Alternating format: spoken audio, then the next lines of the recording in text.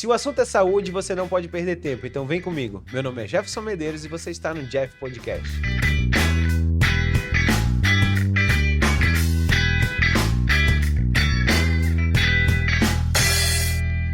Turma, podcast de hoje mais do que especial. Eu trouxe a minha família aqui para cá, para casa. Dois grandes amigos. A gente vai falar sobre o Novembro Azul, vai tentar desmistificar um pouco, não só sobre o câncer de próstata, também a gente vai falar sobre a necessidade daquele homem que depois que ele sai da fase de criança, que sai do pediatra, ele acha que ele vai virar um super-homem ou ele é imortal, que ele só vai de novo no médico quando ele tiver 50 anos para urologista. E hoje eu vou trazer dois grandes amigos de faculdade, da vida. Nós nos encontramos toda semana, toda quinta-feira, a gente almoça junto. Eu vou primeiro falar sobre o Eugênio Rocha, que é urologista, membro titular da Sociedade Brasileira de Urologia, fez um fellow em videocirurgia e robótica pelo Instituto Montserrat. Montsouris, desculpe, Montserrat veio do livro. Eugênio, seja bem-vindo ao nosso podcast. Obrigado pelo convite, é um grande prazer estar aqui com você. E o outro, Leandro Baldino, um grande irmão, radioterapeuta. Ele foi formado pela Unicamp em radioterapia. É chefe do serviço da Fundação SECOM aqui do Amazonas, que é o hospital de referência da oncologia. E gerente da Oncoclin, que é a clínica onde ele trabalha. Leandro, seja bem-vindo, meu irmão. Obrigado, Jeff. Obrigado. Olha só, hoje a gente falar sobre a saúde do homem. A gente sempre discute muito isso nos nossos almoços, nos nossos cafés, sobre essa época de Novembro Azul, porque é muito importante a gente conversar não só sobre o câncer de próstata. Eugênio, o que você acha? Qual a importância maior quando a gente vai lembrar do Novembro Azul para as pessoas, para os homens que estão aí achando que são imortais e que nada vai acontecer até a próstata dele aumentar? Olha, Jeff, o Novembro Azul, qual que é o objetivo principal dele? É você dedicar um mês inteiro do ano a falar sobre a saúde do homem, com enfoque maior no câncer de próstata, que sem dúvida nenhuma é uma doença muito prevalente no nosso meio. Talvez seja o câncer de próstata seja o mais diagnosticado no mundo inteiro. Então, tem uma importância particular o câncer de próstata. E automaticamente, a gente, além de chamar esses pacientes para fazer os seus exames, a gente tende a abordar outros assuntos. Porque saúde do homem vai muito além de só o câncer de próstata. Existem outras coisas que a gente pode avaliar também, com a finalidade de melhorar a qualidade de vida do homem. Leandro, É engraçado você falando que lá no SECOM, quando a gente atende os pacientes com neoplasia de próstata, é muito frequente a gente ouvir eles falarem assim, ó, é a primeira vez que eu venho no médico, viu? Porque eu só descobri a doença quando eu vim no médico. Porque às vezes tem paciente de 60, 65 anos, 70 anos que nunca foram e nunca fizeram nenhum exame. E aí a próstata é o primeiro a chamar a atenção, né? Porque vai lá e vai fazer um PSA e tá aumentado, e aí segue todo aquele ritual de fazer para o diagnóstico. Mas é frequente a gente ter isso lá. Nunca vi doutor no médico, entendeu? É a primeira vez. Ô Leandro, mas quando a gente vai falar sobre a saúde do homem, você está falando que a maioria das vezes a porta de entrada realmente é o urologista. Mas dentro do hospital oncológico, quais são os outros cânceres que você vê também no homem, que é bem prevalente, principalmente aqui na Amazônia, que também é negligenciado? Se ele se prepara um dia, quiçá, para a próstata, para o resto ele nunca se prepara. Aqui, o Jeff, aqui na região norte, principalmente, mas aqui falando no Amazonas, os hábitos de vida ainda prevalecem como principal fator desencadeante das neoplasias dos cânceres, né? Então, hoje, esses pacientes, por exemplo, de cabeça e pescoço, que você sabe tão bem quanto eu, são pacientes que normalmente, a grande maioria, 70%, 80%, são pacientes do sexo masculino e que fazem utilização de cigarro e bebida alcoólica frequentemente, né? Isso aí é disparado. Tumores de esôfago também tem bem frequência aqui, má alimentação, né?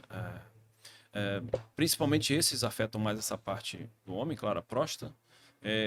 Mas está tudo muito ligado, né? Então a gente sabe que principalmente o cigarro, principalmente uma alimentação ruim para tumores de reto, rica em gordura, um paciente que tem ingesta de bebida alcoólica diário, né? A gente não está falando assim do que a gente faz no final de semana, a gente está falando de 1 litro de cachaça por dia, né? Normalmente aquele homem que normalmente a gente até sabe o diagnóstico, né? É um pedreiro, é um carpinteiro, é um pintor, né? Por quê? Porque eles normalmente trabalham por conta própria e normalmente eles estão na oficina deles, não tem chefe, não tem patrão. Então, normalmente eles estão ali trabalhando o dia todo, mas estão do lado com a cachaçinha e com o cigarro.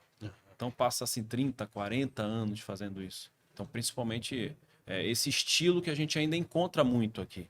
Né? São esses pacientes que realmente... E como eu te falei no início, né? Não procuram um médico para nada. Né? Então, às vezes, são lesões iniciais, pequenas, que podem ser resolvidas lá na frente com uma cirurgia pequena, com tudo isso, mas que continuam a trabalhar, continuam a fazer uso de tudo isso.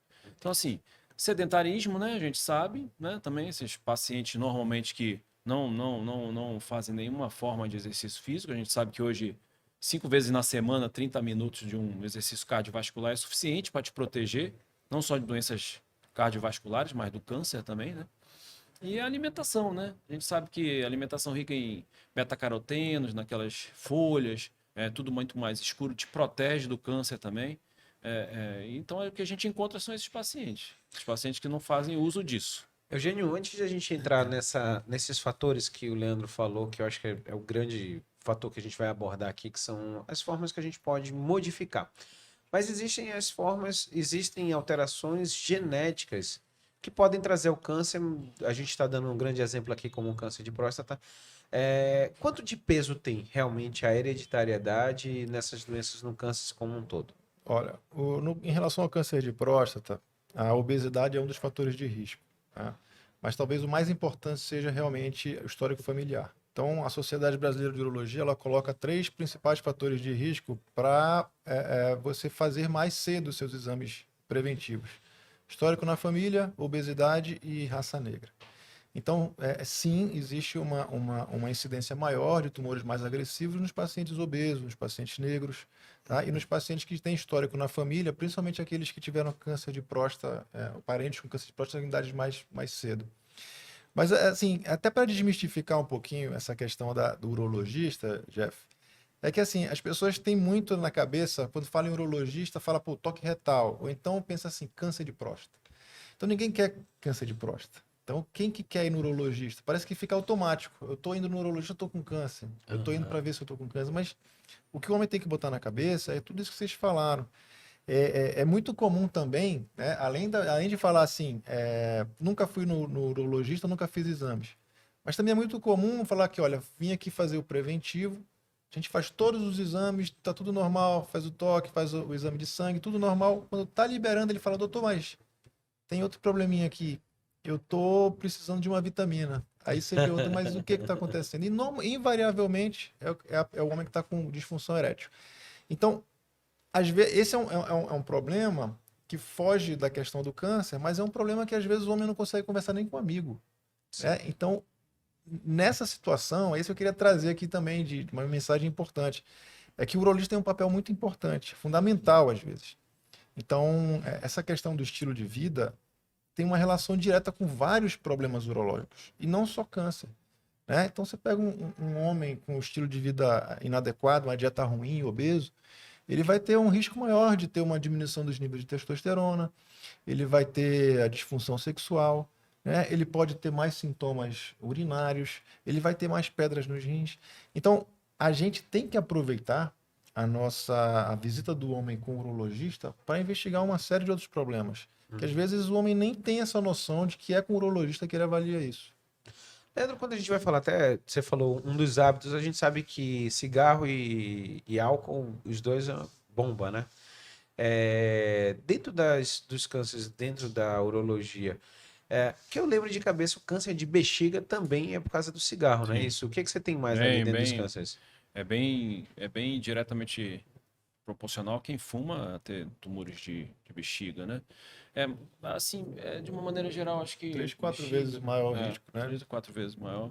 É, Acho que mais esse mesmo, viu, Jeff? Mas e os outros, em geral? A gente sabe que o câncer de bexiga, no meu caso, eu sei que o câncer de corda vocal, né, a laringe, Uhum. é o grande vilão. Tumores de pulmão, né? Variavelmente está muito ligado ao tabagismo, O né? tumor de rim. Tumor de rim também, né? É, a maioria dos cânceres, né, estão Você tem diretamente também uma proporcional. relação importante de tabagismo e abuso de álcool, também com infertilidade, né? Então, pacientes com problemas relacionados à fertilidade, e aí você vai investigar ele além da dieta. São pacientes que fumam muito, às vezes são usuários de maconha em grande quantidade, né? Pacientes que estão usando vários tipos de medicação para dor crônica, antidepressivos. Então, tudo isso aí pode interferir. Deixa eu te perguntar uma coisa. Eugênio, uma vez eu li até um artigo falando sobre isso, sobre as drogas lícitas e ilícitas, onde você tem uma diminuição de. Aí falava sobre maconha, você tem uma diminuição, né, de espermatozoide. Assim, depende muito da quantidade, né? Sim. Então, tudo em excesso você pode ter assim uma relação negativa, tá? Não é uma relação assim de causa e efeito tão estabelecida, tipo, você usar, você vai ficar infértil, não. Mas quanto maior o consumo, você pode sim ter algum tipo de Mas você já chegou no seu consultório naquela hora, o casal que está tentando engravidar, e de repente você descobre que existe uma diminuição de espermatozoide que está ligado ao uso da maconha? existe uma relação muito grande com o estilo de vida de uma maneira geral. E se existe essa alteração confirmada com os exames, a gente tem que repetir o espermograma, Aham. aí a gente orienta a parar. Tanto a questão da maconha, o cigarro, o abuso de álcool, o abuso de cafeína, a falta de atividade física, né? Tudo isso daí a gente tem que abordar de uma forma bem geral. É engraçado isso, eu vou te falar, voltando ao assunto da obesidade, dessa parte de estilo de vida, isso tudo é muito. é, Isso começa na infância, né? Então a gente. é, Normalmente, se você tem uns pais que te orientam a comer bem, a fazer um esporte, isso vai te refletir no futuro, né? Então a gente sabe que, por exemplo, lá em casa a gente tinha sempre salada em casa, né? Tinha uma comida balanceada, a gente sempre fez esporte, né? Isso traz pra gente hoje em dia, né? Hoje a gente pratica, né? Sim. Hoje isso faz falta na nossa vida. E o obeso diferente, né? O obeso, ele nunca teve isso em casa, né? Então desde cedo ele comeu mal, desde infância mesmo, 3, 4 anos, né? Ele sempre foi sedentário porque os pais normalmente também eram, né? Nunca incentivaram isso, né? E aí no futuro ele vira realmente, claro, com algumas exceções, mas a maioria vira sedentário, né? Obeso, Isso é, que isso é come tão, mal, isso é né? tão verdade que hoje, às vezes, quando eu recebo no consultório um adolescente com pedra nos rins, por exemplo, porque o urologista cuida de pedra no rim também, não é só próstata, não é só aparelho genital. E aí, pedra nos rins, aí tem homem, tem mulher com pedra no rim, né? Sim. Afinal, o rim, as vias urinárias são comuns, é comum ao homem e à mulher. Então, quando a gente pega uma pessoa muito jovem com pedra nos rins, ou então com histórico de formação constante de pedra, rapidamente você consegue identificar que é uma pessoa que tem hábitos de vida e principalmente hábitos de dieta muito ruins, né? Então são pessoas que comem muito alimentos ricos em sódio, comem muita proteína, eles comem muito alimento multiprocessado, né? Aham. Então a gente encontra essa relação muito forte e é muito fácil a gente fazer esse tipo de relação. E aí na hora a gente fala e a mãe, o pai estão lá e falam, "Pô, tá vendo? E aí eu falo, mãe, pai, quem é que compra essa Facilitador, né, quem que tem. facilita E isso? isso é importante para a gente agora, passar para os nossos filhos, porque no futuro, então assim, vai para a escola, vai para o esporte, vai comer bem, vai comer bem, né? Leandro, Isso e no futuro talvez a gente diminua pelo menos os casos de obesidade, câncer relacionado à alimentação principalmente, ou à falta de A, exercício, a prevenção, a diminuição pelo a menos. prevenção, ela sempre vai ser muito mais barata do que o tratamento, né? A gente vê aí a dificuldade que é, em alguns casos, o acesso a conseguir fazer uma cirurgia de pedra nos rins, a dificuldade para conseguir neurologista fazer uma cirurgia urológica, né? Então, assim, a prevenção ela é muito mais barata, sai muito mais barato para a pessoa do que o tratamento. Leandro, desde quando eu me entendo, a gente ali na faculdade, você começou a ter um estilo de vida e o esporte, a corrida realmente foi a sua grande paixão e aí você é um grande corredor. Todas, para quem não sabe, a última maratona de Manaus a gente estava lá 4 horas da manhã pra É. gente. Acordamos às 2h30. Acordamos 2h30 da manhã. Mas assim, qual foi o grande start na tua vida dessa visão do esporte? Foi necessidade? Foi porque simplesmente você já gostava? O que que te fez a entrar nesse esporte e até hoje a gente vai seguindo junto? É. Eu sempre gostei, viu? Meu pai sempre me incentivou, eu sempre informalmente jogava futebolzinho na rua, né? E aí depois que a gente tem uma certa idade já não consegue mais jogar o nosso futebol, a gente tenta desviar para alguma coisa que encaixe na nossa vida. E a corrida veio dessa forma, viu? Veio dessa forma de trazer o benefício, o bem-estar, né? Aquele prazer da sensação de ter feito um exercício. Isso desde cedo, viu? Eu não consigo ficar sem. Eu passei por todas as fases, faculdade, depois residência, que era difícil, viu? Imagino. A gente sabe como é a residência para encaixar um exercício físico, mas a gente conseguia encaixar um pouquinho. E aí depois que a gente já tinha uma vida já traçada, aí foi mais fácil. Porque hoje faz parte, né? Hoje não consigo desmembrar até o trabalho da atividade física. Então faz parte, tá no roteiro da semana, né? Tá os dias que a gente treina, tá os horários, tudo certo, assim como a gente vai buscar o filho na escola, né? Como vai passear com o filho, com a namorada, com todo mundo. Então tá tudo dentro, né? Isso é rotina. Aham. Se você faz isso com os filhos, vira rotina para eles depois, entendeu? Eugênio, e ainda nos fatores modificáveis, eu vejo, sempre fui um grande observador. Você sempre teve hábitos bons de alimentares. Então, sempre foi uma coisa, um fator que sempre me chamou muita atenção. E aí, exatamente foi o que o Leandro falou? Você teve esse ambiente em casa? Você trouxe da sua família? E como é que você perpetua hoje em dia com seu filho? Tá, com certeza. Né, a gente educa pelo exemplo, né? Então, eu sempre, meu pai, ele nunca foi muito ligado em dieta, mas também ele nunca foi de comer nem, ele não come quase nada, ele come muito pouco. Então, meu pai é muito magrinho. Então, na nossa casa a gente nunca teve refrigerante na geladeira. Naquela época eram Militos, esses salgadinhos na despensa. Nunca fui acostumado com isso. Também desde cedo aprendi a gostar muito de salada, de legumes e verduras.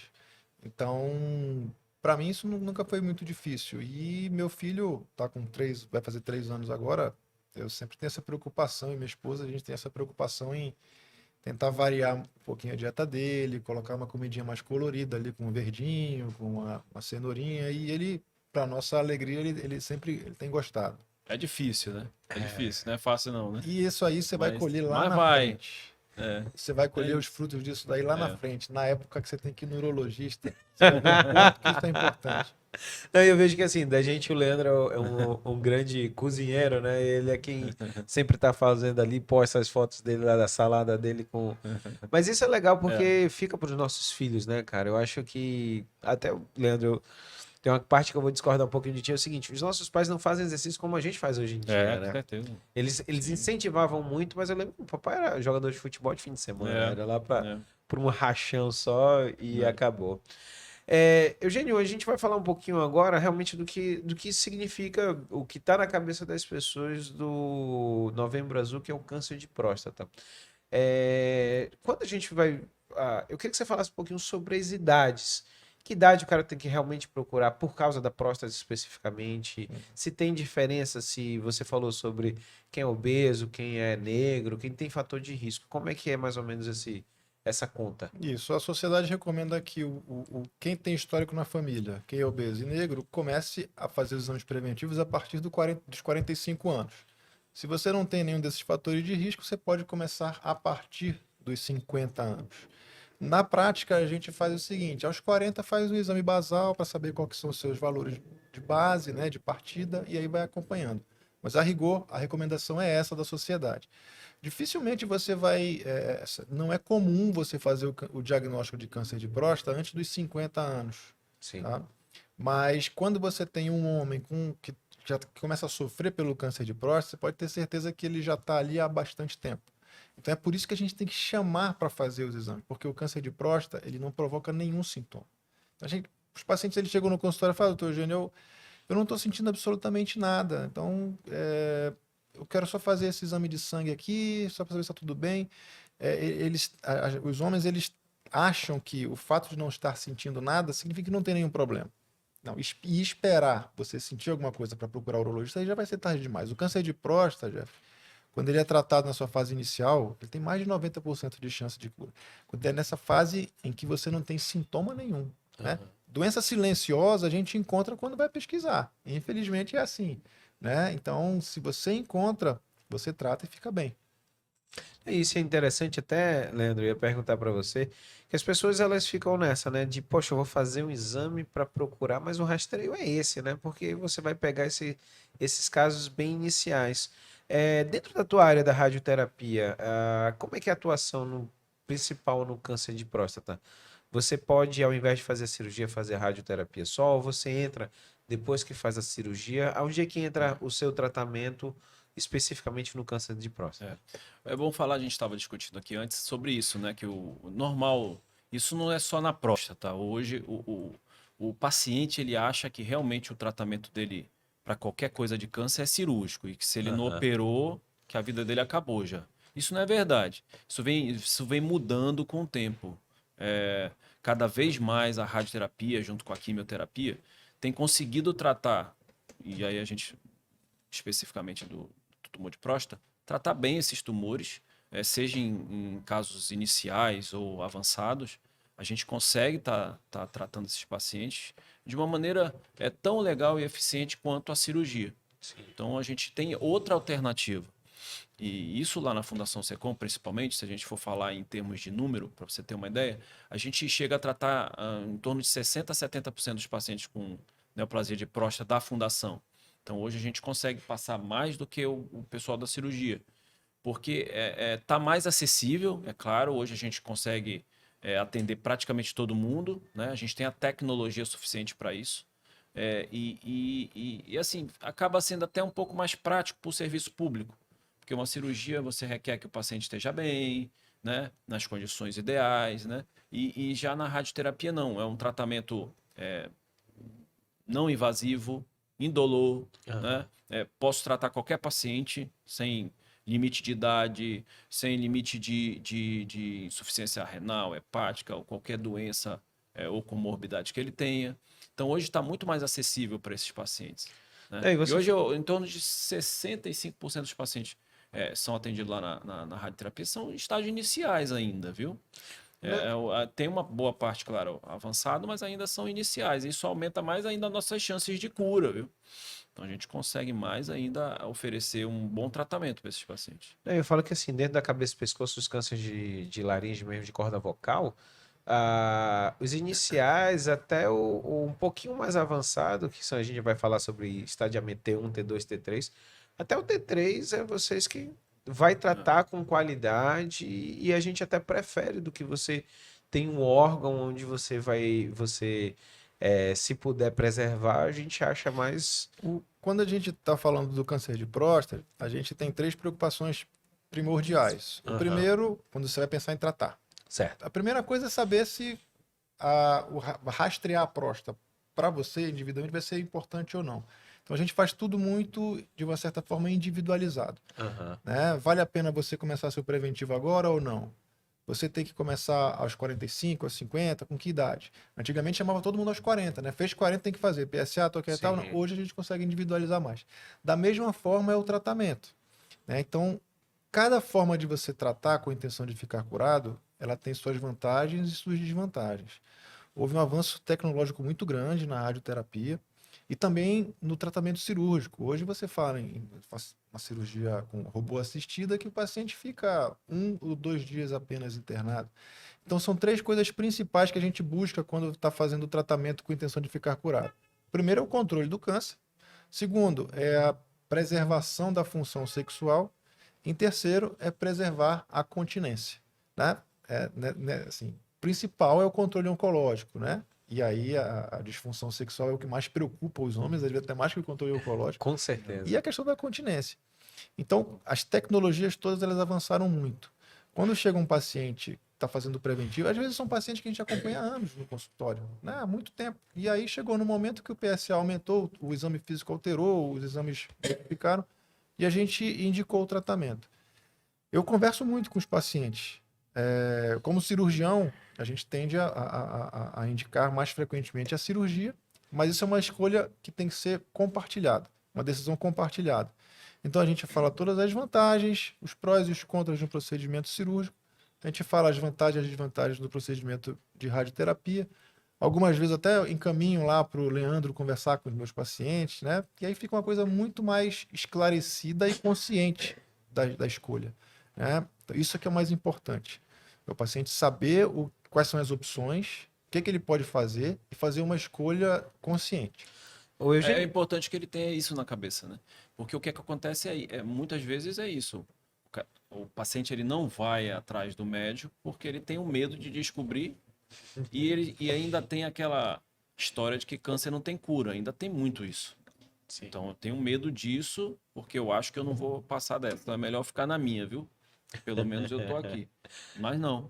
A gente tem que saber oferecer que a gente sabe. Tem tratamento para todo tipo de estadiamento, de todo tipo de tumor de próstata. Não tem problema. Eugênio, eu lembro muito bem, ainda na residente, eu era residente de cirurgia geral, fui a Brasília para um congresso brasileiro de urologia, fui levando trabalhos, eu tinha escrito alguns trabalhos, e eu lembro muito bem que ali existia uma briga muito grande, olha só, cara, vamos lá, 19, quase 19 anos atrás, que era a cirurgia aberta, quer dizer, que era cirurgia convencional, com as cirurgias por vídeo. E aí eu lembro que era, não vou lembrar o nome do professor, era um inglês falando sobre os avanços e os ganhos da gente fazer a cirurgia por vídeo ao invés de fazer a cirurgia aberta. Desde tempo de cirurgia, desde os problemas de infecções, desde diminuir Diminuição importante do do sangramento, necessidade de sangramento, transfusão, do tempo de internação. da disfunção também, porque você tinha uma visão melhor. E aí veio a robótica, você fez o seu fellow lá na França exatamente dentro desse módulo. Qual é o grande ganho hoje em dia da robótica no tratamento do câncer da Essa é próstata? uma excelente pergunta. Primeira coisa é que, do ponto de vista do controle do câncer, que é o principal, os resultados são equivalentes à cirurgia aberta. Ah, A grande vantagem é relacionada à agressão ao organismo. Então, com as técnicas minimamente invasivas, você tem uma agressão muito menor ao organismo. Você tem uma agressão até aos tecidos ao redor da próstata muito menor. aham. Você tem um tempo de internação muito mais curto. Você praticamente diminuiu, em alguns casos, dificilmente você tem que fazer algum tipo de hemotransfusão. Você diminuiu o tempo, a quantidade de sangramento. Então você diminui dor pós-operatória, você permite que o paciente volte mais rápido para suas atividades do dia a dia, para o seu trabalho, que esse paciente ele fique muito menos tempo de sonda no pós-operatório. Então, essas são as grandes vantagens. Se você vê um pós-operatório de uma cirurgia aberta para uma cirurgia robô assistida ou laparoscópica, você vê que realmente existe um grande ganho no que diz respeito à dor, sangramento, infecção e recuperação de uma maneira geral. Leandro, falando ainda em tecnologia, seu pai era radioterapeuta, eu frequentava a sua casa e a gente conversava muito ainda sobre esse assunto. Ainda lembro do seu pai tentando me persuadir também para fazer radioterapia, esquecer essa história da cirurgia. Mas houve um avanço também de tecnologia dentro da sua área da radioterapia. Ah, qual o grande ganho quando a gente vai falar hoje em dia, os pacientes, quando vêm no consultório, que eu vou falar, olha, serviço público tem isso, é bom, resolve, mas se você tem as oportunidades também no serviço privado, você vai ter tecnologia e até onde eu sei, a nossa tecnologia aqui no Amazonas é tão boa quanto o que a gente consegue ter fora. Qual o grande ganho da tecnologia para esse paciente, se eu for comparar o que a gente fazia antes com o que a gente faz hoje? É muito parecido com o que o Eugênio falou. Você hoje tem uma diminuição das morbidades causadas pela terapia bem sensível, né? Então hoje o que nós tínhamos antes com retite, cistite actínica, Isso caiu drasticamente só com o uso do tratamento tridimensional, e a gente já tem MRT, GRT, né? Isso já diminuiu muito. Isso faz com que o paciente tenha uma segurança maior no tratamento. Esses pacientes hoje já estão com protocolos de que a gente chama de hipofracionamento, porque a radioterapia, eu acho que talvez o maior problema dela seja de vir todo dia fazer o tratamento, e é longo, 35, 38 aplicações. E hoje já tem protocolos menores, com hipofracionamento. Hoje tem protocolos que, claro, com uma tecnologia bem avançada de 5 aplicações, ou seja, o cara resolve o problema dele em uma semana, né? Então, assim, mas principalmente é isso. Hoje o paciente consegue tratar com velocidade, com rapidez, com mais segurança e sabendo que ele vai estar tendo uma boa chance de cura, porque você tem uma tecnologia. Então, tudo anda paralelamente, Isso que é tecnologia importante. e cura. Para você ver, a gente está falando aqui da possibilidade de fazer uma cirurgia, uma radioterapia com doses menores, com tempo menor de tratamento ou de internação, ou com uma cirurgia um pouco menos complicada, mas a gente consegue fazer isso quando a gente detecta o problema na sua fase inicial. Quando você está na fase mais avançada, tanto a radioterapia como a cirurgia, elas têm que ser um pouco mais agressivas.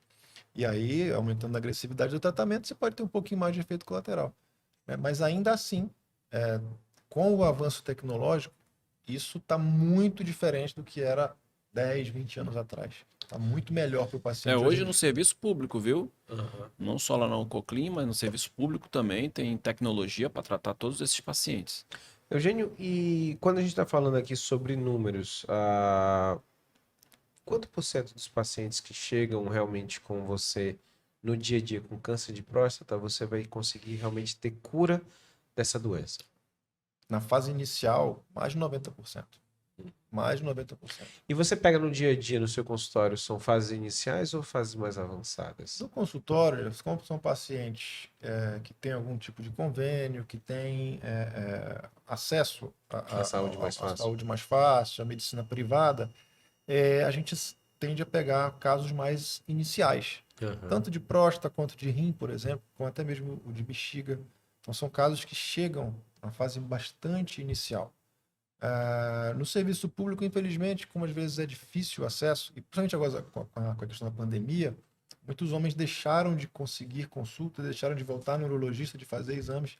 Então, particularmente, mais recentemente, a gente tem pego bastante caso um pouco mais avançado, exatamente isso, de pacientes que começaram lá em 2019, ou então em 2019 pararam de fazer acompanhamento e estão voltando agora. Mas na medicina privada, de uma maneira geral, a gente consegue pegar na fase mais inicial, sim.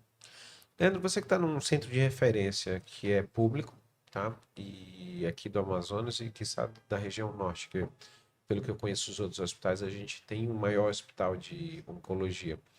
Qual é a situação, cara, dos pacientes do câncer de próstata aqui no Amazonas que você trata dentro da Fundação Secom? Hoje a gente, por incrível que pareça, para vir para cá eu dei uma mexida nos dados lá, pelo menos da minha área lá, porque do Secom é lá com a parte de estatística, mas a gente tratou em 2021 293 pacientes de câncer de próstata, bastante. Acho que na região norte está em torno de 480, 500 por ano de número A de casos. estimativa do INCA de casos novos para 2022 são 65 mil novos casos. No Brasil todo. No Isso. Brasil todo. Então a gente conseguiu até pegar nesses pacientes até em torno de 60% a 65% dos pacientes ainda em estágio inicial médio, né? E aí é como o Eugênio falou, a gente até fica um pouco mais feliz, porque a gente sabe que a gente vai conseguir obter umas taxas de cura melhor do que naqueles pacientes mais avançados. Mas tudo isso é um fator, viu? O Covid veio para meio que bagunçar tudo isso, né? Hoje a gente atende muito paciente que ficou lá atrás para ser diagnosticado, que era para ter sido entrado naquele fluxo e que não entrou porque estava tudo parado, não se fazia biópsia, não se fazia cirurgia, não se fazia nada. Então, agora que está vindo tudo. E aqui no estado do Amazonas nós temos um agravante, viu, Jefferson? A gente não só atende o Amazonas, a gente atende todo o estado de Roraima, porque eles não têm radioterapia lá, então todo paciente que vai fazer tratamento de próstata e é encaminhado para a radioterapia vem para a Fundação Secom. A gente tem tratado o oeste do Pará, porque o Santarém também, que tem que tinha um serviço de radioterapia lá, tá com dificuldade, eles têm mandado tudo pra gente, tanto público quanto privado. E por incrível que pareça, os pacientes da Venezuela, que antes entravam via Roraima, e eles faziam tudo TFD por Roraima, não, agora eles têm vindo direto pra gente. Eles conseguiram uma ponte eles fazem um aluguel de uns apartamentos próximo do Secom e eles conseguem tratar diretamente. Então a gente consegue hoje, mesmo com tudo isso, dar vazão, viu? A gente consegue tratar esses pacientes, mesmo atendendo todo esse volume de gente. Tinha uma época que eu acho que o pessoal de Macapá também vinha pra cá, A né? Macapá ainda vai para Brasília, viu? Tá Eles correndo também pra não Brasília? têm radioterapia, mas Sim. alguns de vez em quando pingam para cá. Mas de qualquer forma é isso que eu tô te falando. Mesmo com todo esse volume, lá, graças a Deus, na Fundação Secom, a gente tá conseguindo dar um bom tratamento com qualidade, um bom segmento desses pacientes, que é importante também, né? Então a gente consegue fazer isso. Eugênio, existe, infelizmente, a gente está falando, graças a Deus, a maioria vai chegar em estágio inicial, a gente consegue fazer cirurgia, radioterapia, consegue dar uma qualidade de vida e curar esse paciente. Mas existem pacientes que vêm avançado. Eu ainda lembro quando a gente trabalhava no CAIM, que era o Centro de Atenção ao Idoso, de um paciente que eu dei um diagnóstico já cheio de metástase óssea, e era um câncer de próstata. Quando chega nesse caso, os pacientes que estão avançados, já com metástase, ah, a gente vai falar, não vai falar em cura, mas a gente vai falar ali em paliação. Quanto tempo de vida hoje em dia, porque a gente brinca, mas sabe que a gente não é Deus, não tem como a gente dizer que é o tempo exato, mas qual a longevidade desse paciente hoje em dia e as possibilidades de terapêuticas para você segurar maior tempo possível com qualidade? Existem muitas medicações atualmente, mas esses pacientes já com doença metastática, realmente eles vão provavelmente falecer em decorrência da doença. Isso depende muito, Jeff, do volume de metástase. Então, quanto maior a quantidade de metástase, isso que vai ser determinante no que diz respeito à sobrevivência, né? E o acesso que o paciente tem às novas medicações, tá certo? Então, isso é muito importante.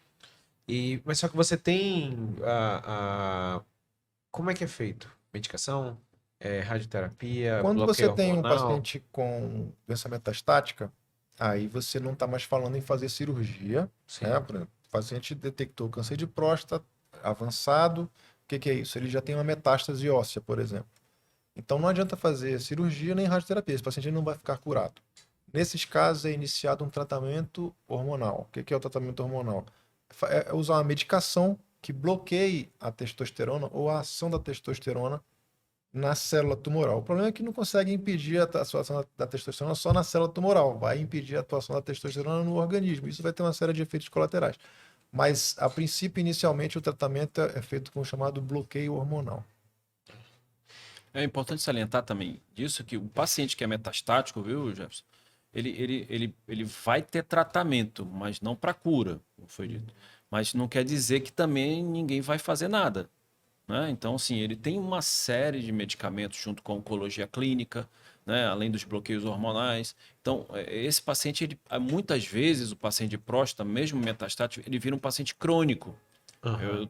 Eu tenho paciente de 10 anos com metástase. Às vezes faz uma metástase óssea. Normalmente são lesões que formam osso, blásticas, que ficam lá, está controlado, PSA controlado, e fica com a doença, mas está lá, estacionada. Então ele pode viver uma vida, Depende uma, muito do quali volume, a é, quantidade de isso, metástases. uma qualidade de vida até razoável. Tipo paciente que fazia a sua corridinha, que mesmo uma doença metastática. Ele vai morrer disso. Pode, às vezes, nem morrer disso. Pode morrer, dependendo da idade, do infarto, um AVC, né? Então, tem outros fatores. Mas que ele pode ainda ter uma qualidade de vida. Mas isso vai variar muito de paciente para paciente. Mas sempre dá para investir, viu? Sempre dá para investir no Não, isso é paciente. interessante falar para as pessoas, porque eu lembro que uma vez eu dando uma palestra numa faculdade de odontologia, e uma pergunta dos alunos era essa, né? Olha, o paciente que já está avançado, o senhor manda para casa que ele vai morrer em casa? É. E as pessoas não entendem que hoje em dia que a gente tem um arsenal de possibilidades, É. desde o pessoal dos Os cuidados cuidados paliativos, paliativos, que o terapia da paciente vai dor. ficar sem dor, o paciente vai ser É. acompanhado, Sim. o paciente vai fazer bloqueio hormonal e ele vai conseguir É. ter ou uma sobrevida aí longa, o paciente 10 anos E não com... só próstata. Isso é para todos os pacientes. Um Aham. paciente de câncer que pode evoluir. Principalmente paciente de mama metastático, tem paciente que tem 5, 6, 7 anos metastático e está aí normal, levando uma vida normal. Aham. Então isso é bom. Eugênio, falando agora, você falou, botou um ponto sobre testosterona. Eu vou voltar um pouquinho sobre a saúde do homem. A gente observa hoje em dia muitas pessoas, muitos homens, e a gente vai falar ali, a gente está todo mundo já acima do 40 e alguns, e a gente vê um uso indiscriminado da testosterona, aonde vai casar um pouquinho. Esse cara que não faz exercício, tá obeso, come mal, e ele simplesmente ele vai direto para o uso de testosterona. Tem indicação? Como é que a gente vai fazer hoje? Quando é que eu tenho que pensar no uso da Olha, testosterona? a partir dos 40 anos existe um declínio natural na produção de testosterona pelo homem, tá? Mas isso não necessariamente vai se refletir numa piora da qualidade de vida. Em alguns pacientes, é muito difícil estimar, mas em torno dos 15, 20% dos homens, depois dos 40, com a diminuição da quantidade de testosterona, você vai ter alguns sintomas relacionados à diminuição da testosterona. É falta de energia, cansaço, astenia, perda de massa muscular, perda de pelos no corpo e principalmente aí aquelas disfunções sexuais, a disfunção erétil, diminuição da libido, a perda daquelas ereções que acontecem de madrugada ou de manhã, que são ereções espontâneas, e isso vai levar a uma piora da saúde óssea, saúde mental, né? Isso vai levar a uma piora da saúde, da sensação de bem-estar de maneira geral. Então, quando nós temos sintomas e nós comprovamos que existe uma deficiência de testosterona, nós indicamos o tratamento hormonal de reposição do hormônio. É muito importante a gente falar aqui, pessoal, que assim, é, a reposição de testosterona não provoca câncer, tá? Muitas Sim. pessoas pensam que algum dos principais erros ou mitos relacionados à reposição de testosterona é que ela pode provocar câncer de próstata. Não, não causa câncer de próstata. Não existe uma relação de causa e efeito. Não existe. A testosterona não vai provocar o câncer. Mas, se você tem um câncer não diagnosticado, aí você não deve fazer reposição de testosterona. É uma contraindicação à reposição. Você ter o câncer e não saber. Porque você pode piorar a sua situação clínica. Uma outra coisa também relacionada à testosterona, que é um mito, é que as pessoas acham que precisam repor testosterona para melhorar a fertilidade, quando é exatamente ao contrário. Quando você você recebe a testosterona de fora, você sinaliza para o seu organismo que a maquininha de produzir testosterona, que é o testículo, você fala para ele assim, olha, você não precisa mais funcionar, que está vindo de fora.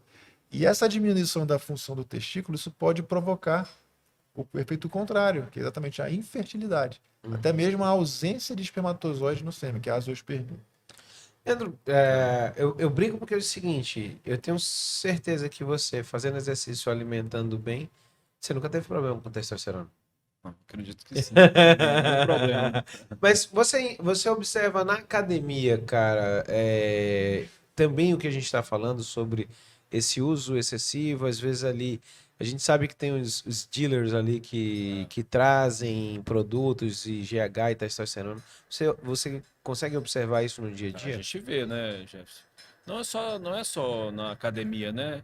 Tem pessoal que faz também para uso de corrida, bicicleta, você sabe disso, Sim, sim. né? Isso potencializa mesmo, de fato, né? O Eugênio sabe aqui. Mas é um uso indiscriminado, sem controle.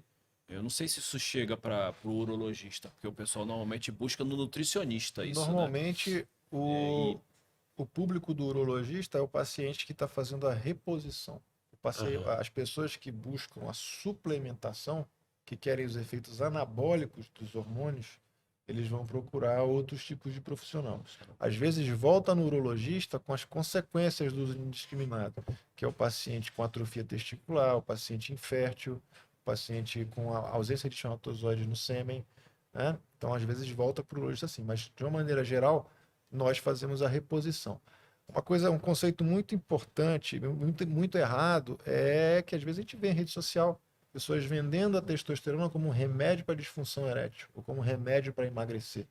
Então, o uso da testosterona com essa finalidade está equivocado, né? E a gente pega muito no consultório, às vezes, pacientes fazendo uso indiscriminado do hormônio, da testosterona, e profissional, sem dizer profissional, às vezes, que indica esse tratamento, essa suplementação, não conversa sobre os efeitos colaterais.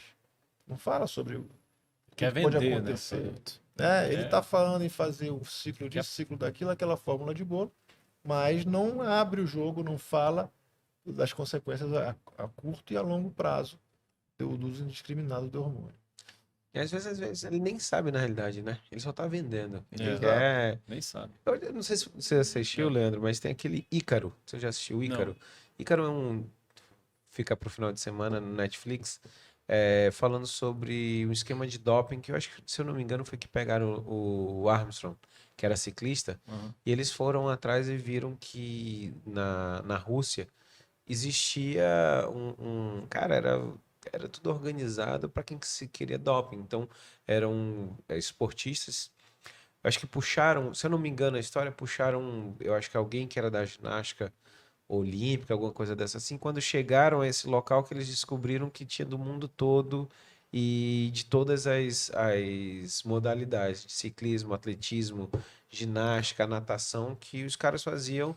Só que era muito isso, você não tem como você ter um estudo com isso. Então, simplesmente você fazia muita receita de bolo, sem saber realmente se ia dar ou não. Até interessante nesse documentário, porque o cara que estava fazendo, ele fez durante um ano, ele fez o documentário ele fazendo, e ele foi pior do que o ano passado, o ano anterior, durante a competição. E ele falava, pô, mas como é que eu vou ser pior se eu estou fazendo tudo isso? Então, assim, as pessoas vão num câmbio negro, no mercado negro e não conseguem E está ter. fazendo reposição com medicações que não são.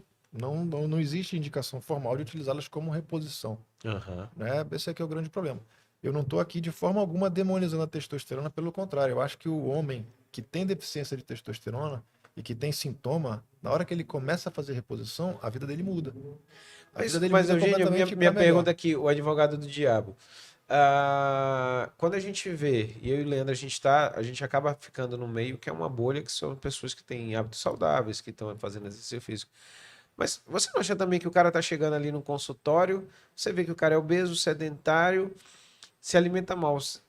Você não sabe que se ele mudar esse hábito dele aqui, ele não precisa dessa reposição? E qual a dificuldade Isso. maior de você conseguir Aí, fazer ele enxergar? essa é uma questão muito importante, porque existe a deficiência, que chama-se a deficiência de testosterona, né? E os sintomas chamam de hipogonadismo.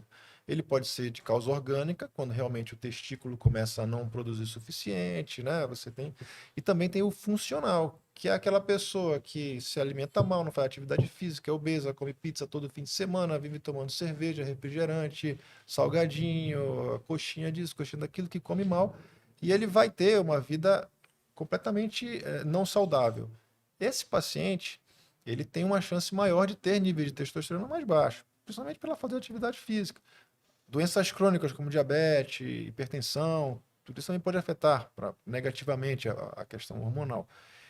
Nessas situações, a gente sabe que existe uma possibilidade de reverter sem medicação, a gente orienta o paciente. E mesmo naqueles que a gente sabe que precisa fazer reposição de testosterona, não existe repor testosterona e continuar sentado tomando cerveja, comendo pizza, sem fazer atividade física, não adianta. Né? Tem que fazer as duas coisas ao mesmo tempo. Você tem que fazer a reposição, mas também tem que adotar hábitos de vida saudáveis. Meninos, a A gente tá. testosterona não faz tudo sozinho. Não é a fórmula, não é a fórmula da juventude, é a fórmula mágica da juventude, não é nada disso, não. A pessoa tem que fazer a sua parte. Então, a gente está terminando aqui o nosso podcast, mas eu queria considerações finais. Eu acho que a visão, primeiro, eu queria que o Leandro falasse sobre a visão como um todo. Quando a gente vai falar sobre o homem, o que você pode passar para as pessoas que estão nos assistindo para que eles evitem que cheguem a um câncer? Quais são as dicas que você daria? E eu acho que eu achei interessante mesmo quando eu te convidei, que você falou, pô, mas é próstata só com. Cara, mas você é um cara que tem hábitos saudáveis, que sempre foi exemplo até dentro do nosso meio de amigos. O que você pode deixar aí com tudo que você vê dentro de uma fundação onde você vê muito câncer e de todas as formas e todos os tipos? Eu acho que o que a gente conversou aqui é do início, da infância, passar por uma adolescência saudável, uma fase adulta saudável, instigar os nossos filhos a a comer bem, né? A ele ver que se ele deixa o salgadinho e ele comer algo mais saudável, ele vai ficar já melhor, né? Tudo com moderação, né? Você não pode exagerar na bebida alcoólica, principalmente, né? O cigarro é zero, né? Isso não existe mais. É, Viver uma vida do ponto de vista melhor possível. A pessoa é que muitas vezes eles têm uma preguiça, entre aspas, de mudar. Mas quando muda, né, você é um exemplo disso, né? Você vê o quanto que a gente comenta isso, quanto que a gente, se é uma pessoa mais obesa, uma pessoa sedentária, que quando ele começa a fazer, ele perde peso, ele começa a comer bem, que o intestino dele começa a funcionar normalmente, que ele começa a acordar mais disposto, que ele começa a namorar melhor a mulher dele, que ele começa a brincar com os filhos dele melhor, ele vai ver que ele não estava saudável. Ele estava péssimo. E aí ele começa a fazer isso, ele começa a ver que ele, pô, tem um cara aqui que ainda tem muita disposição, mas que está tudo muito ligado à alimentação, atividade física, né? E aí quando ele começa a mudar isso, ele se desperta, isso gera um ciclo, né? Você sabe disso. Então você, pô, quero mais, quero perder mais peso, eu quero comer melhor, eu quero parar com a cerveja. Ultimamente eu tenho até diminuído a cerveja, porque a gente tem focado nos Nas exercícios. provas, né? E aí a gente vê que o próprio cerveja, a bebida alcoólica em demasia, atrapalha o teu potencial. Então a gente tem visto isso. Então é importante que isso passe, né? Que as pessoas tenham isso e que no final lá, daquele cara que é sedentário, que não come bem, que não tem uma vida, entre aspas, regrada, mas saudável, que fuma, que bebe, que há chances de estar tratando comigo Daqui a uns anos, né? daqui a alguns poucos anos, né, que a gente sabe, são grandes em relação àquele que... Ah, mas às vezes eu vejo... Não, mas um fulano morreu fazendo esporte. E eu tô aqui, gordo, sedentário, sentado na cadeira e tô vivo. Não, é diferente, né?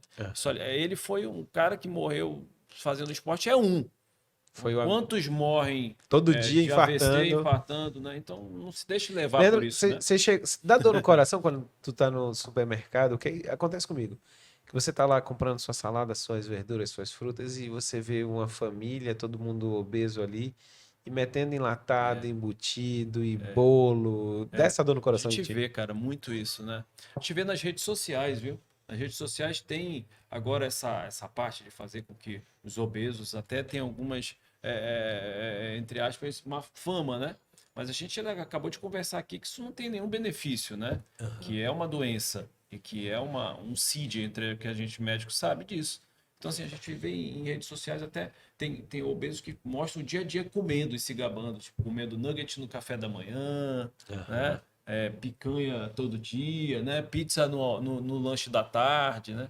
Isso a gente tem que tentar diminuir o máximo possível, né? Mostrar para quem a gente tem que servir de exemplo, né? Sempre os nossos filhos. Né? Eugênio, fecha aí pra gente, meu amigo. Fale sobre o Novembro Azul e quais são as suas considerações finais. É muito importante esse foco na saúde do homem. O homem é um animal um tanto quanto displicente com a sua saúde. Os homens, eles tendem a procurar o médico só quando tomam algum susto ou quando alguma coisa quebra, né? Ou quando tomam, de alguma maneira, estão assustados, estão achando que vão morrer ou que estão com alguma coisa grave. Então a gente tem que mudar isso daí. As pessoas, os homens, eles têm que ver o urologista como médico do homem e que entender que a gente tem próstata, a gente tem a questão da disfunção sexual, a disfunção erétil, as ejaculações precoces, e a gente tem forma de melhorar a vida do homem, a sua saúde, abordando e tratando alguns assuntos, alguns aspectos que você não tem nem, às vezes não tem nem, você não consegue falar nem com seu amigo. Então veja o urologista como um amigo ou como alguém que você gostaria de visitar para cuidar da sua saúde. Não deixar você adoecer ou ter um problema mais sério para se preocupar com isso. Mas, Eugênio, se eu fosse perguntar para ti, que idade você acha que seria interessante? Quando a gente conversou antes, a gente vê a molecada já não consegue conversar com os amigos. Desde o nascimento. O urologista, ele atende desde o recém-nascido até o idoso. tá certo? Então, muitas malformações congênitas, por exemplo, elas acontecem em órgãos do sistema urinário, né? Então, existe uma área da urologia que atua especificamente em crianças, adolescentes, adultos jovens, idosos. O urologista ele atende todas essas faixas etárias. Obviamente que nas crianças você vai ter mais tratamento de malformações congênitas.